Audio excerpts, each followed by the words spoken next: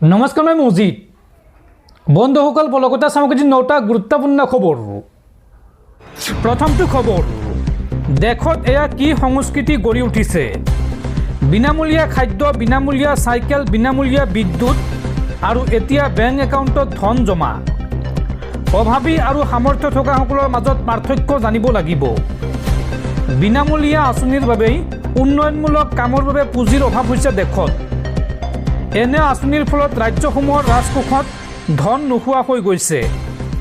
বিনামূলীয়া হিতাধিকাৰী আঁচনিক লৈ দেশৰ ৰাজ্য চৰকাৰসমূহক খোৰদাৰ সমালোচনা কৰি এই মন্তব্য উচ্চতম ন্যায়ালয়ৰ মুখ্য ন্যায়াধীশ সূৰ্যকান্তৰ। পৰৱৰ্তী খবৰ, ৰাজ্যত নিৰ্বাচনী বঁটা তুংগত। প্ৰিয়ংকা গান্ধী, অমিত শ্বাহ, শিৱ কুমাৰ, নীতিন নবীন ব্যস্ত অসমত। আনুষ্ঠানিকভাৱে অসমৰ বিধানসভা নিৰ্বাচনৰ দিন ঘোষণা নকৰিলেও ৰাজ্যলৈ আগমন ঘটিছে ইজনৰ পাছত সিজন হাই প্ৰফাইল নেতাৰ। ৰাজ্যত এতিয়া নিৰ্বাচনী ব্যস্ততা তুংগত উঠিছে। আনুষ্ঠানিকভাৱে নিৰ্বাচনৰ দিন ঘোষণা নকৰিলেও ৰাজ্যলৈ আগমন ঘটিছে ইজনৰ পাছত সিজন হাই প্ৰফাইল নেতাৰ। 18 ফেব্ৰুৱাৰীত ডিব্ৰুগড়ত বিজেপিৰ ৰাষ্ট্ৰীয় সভাপতি নীতিন নবীন উপস্থিত হৈ পৃষ্ঠ প্ৰমুখৰ সন্মিলনত অংশ লৈছিল। 19 ফেব্ৰুৱাৰীৰ পুৱাৰ ভাগতে বৰঝাৰত আহি উপস্থিত হয়হি কৰ্ণাটকৰ উপমুখ্যমন্ত্ৰী DK শিৱকুমাৰ। আৰু বৰঝাৰৰ পৰা শিৱকুমাৰে পোনে পোনে কামাখ্যালৈ গৈ মা কামাখ্যাৰ আশীষ লয়। তাৰ পাছত কেইবাখনো নিৰ্বাচন কেন্দ্ৰিক গুৰুত্বপূৰ্ণ বৈঠকত ভাগ ল'বলৈ ৰাজীৱ ভৱনলৈ ৰাওনা হয় কৰ্ণাটকৰ উপমুখ্যমন্ত্ৰীগৰাকী। ইফালে কৰ্ণাটকৰ উপমুখ্যমন্ত্ৰীগৰাকীৰ পাছতে গুৱাহাটীত উপস্থিত হয়হি কংগ্ৰেছ নেত্ৰী প্ৰিয়ংকা গান্ধী।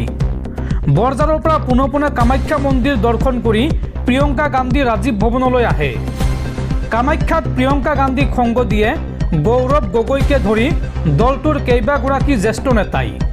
আৰু ৰাজীৱ ভৱনত কেইবাখনো গুৰুত্বপূৰ্ণ বৈঠকত দলটোৰ বিষয়ববীয়াৰ সৈতে অংশ লয় প্ৰিয়ংকা গান্ধীয়ে।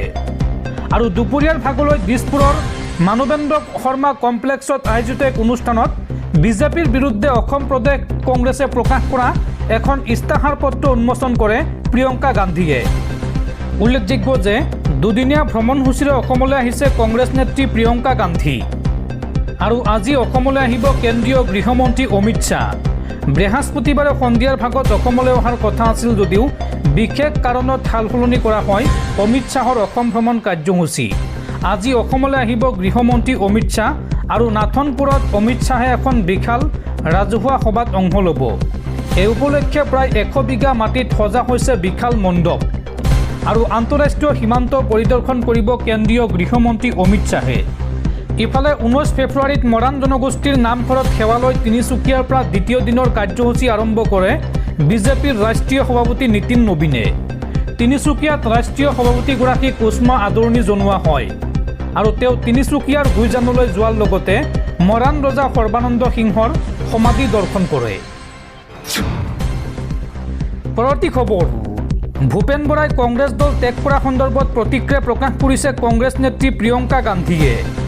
প্ৰিয়ংকা গান্ধীয়ে এই সন্দৰ্ভত কয় যে নিৰ্বাচনৰ আগে আগে ইয়াৰ পৰা সিফাললৈ যাব আৰু সিফালৰ পৰা এইফালে আহিব।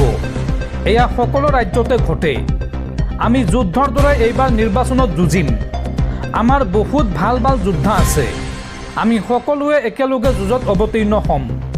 ভূপেন বৰাৰ কংগ্ৰেছ দল ত্যাগ কৰা সন্দৰ্ভত এই মন্তব্য প্ৰিয়ংকা গান্ধীৰ। দৰ্শকসকল, আৰু বহুতো গুৰুত্বপূৰ্ণ খবৰ আছে। তাৰ আগতে আপোনাক জনাওঁ যে যদি আপুনি এতিয়ালৈকে এইটো ভিডিঅ'ত লাইক কৰা নাই তেন্তে এতিয়াই ভিডিঅ'টোত লাইক কৰি দিয়ক। আৰু এনেকুৱা ধৰণৰ ভিডিঅ'সমূহ নিতৌ চাবলৈ চেনেলটো ছাবস্ক্ৰাইব কৰি কাষত থকা বেল আইকনটো প্ৰেছ কৰি ৰাখক। পৰৱৰ্তী খবৰ, ব্ৰিটেইনৰ ৰাজকুমাৰ প্ৰিন্স এণ্ড্ৰিউ গ্ৰেপ্তাৰ। বিশ্ব কঁপাই যোৱা এপষ্টিন ফাইলত নাম আছিল প্ৰিন্স এণ্ড্ৰিউৰ। আৰু এপষ্টিন ফাইলত নাম সাঙুৰ খোৱা প্ৰসংগতে গ্ৰেপ্তাৰ কৰা হৈছে ব্ৰিটেইনৰ প্ৰাক্তন ৰাজকুমাৰগৰাকীক। পৰৱৰ্তী খবৰ, বাংলাদেশৰ নৱনিৰ্বাচিত প্ৰধানমন্ত্ৰী তাৰিক ৰহমানক ভাৰতলৈ আমন্ত্ৰণ প্ৰধানমন্ত্ৰী নৰেন্দ্ৰ মোদীৰ। সপৰিয়ালে তাৰিক ৰহমানক ভাৰতলৈ আনুষ্ঠানিকভাৱে আমন্ত্ৰণ প্ৰধানমন্ত্ৰী নৰেন্দ্ৰ মোদীৰ। প্ৰধানমন্ত্ৰী মোদীয়ে এই সন্দৰ্ভত কয় যে সময় আপোনাৰ মতে নিৰ্ধাৰণ কৰক। আপুনি পত্নী আৰু সন্তানৰ সৈতে ভাৰতবৰ্ষলৈ এবাৰ আহক। তাৰিক ৰহমানক উদ্দেশ্যি এই মন্তব্য প্ৰধানমন্ত্ৰী নৰেন্দ্ৰ মোদীৰ। পৰৱৰ্তী খবৰ, ডিব্ৰুগড়ৰ মানকটা খেলপথাৰত বিজেপিৰ বৃহৎ যোগদান কাৰ্যসূচী। যুৱনেতা শংকৰজ্যোতি বৰুৱাৰ উদ্যোগত এই যোগদান কাৰ্যসূচী অনুষ্ঠিত হয়। দুলীয়াজানৰ পৰা 6,000ৰো অধিক লোকে যোগদান কৰে বিজেপিত। 155খন বাছ আৰু 500খন বাইকেৰে দুলীয়াজানৰ পৰা এই লোকসকলে দলে বলে আহে বিজেপিত যোগদান কৰিবলৈ।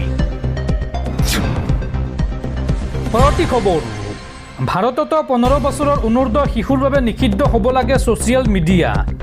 আৰু এই বিষয়ত প্ৰধানমন্ত্ৰী নৰেন্দ্ৰ মোদীক ব্যৱস্থা গ্ৰহণৰ আহ্বান ফ্ৰান্সৰ ৰাষ্ট্ৰপতি ইমানুৱেল মেক্ৰনৰ। পৰৱৰ্তী খবৰ, ভূপেন বৰা কংগ্ৰেছৰ পৰা গ'লেও দলত একো প্ৰভাৱ নপৰে। কংগ্ৰেছ এখন মহাসাগৰ আৰু এইবাৰ মহাসাগৰে অসমত চৰকাৰ গঠন কৰিব।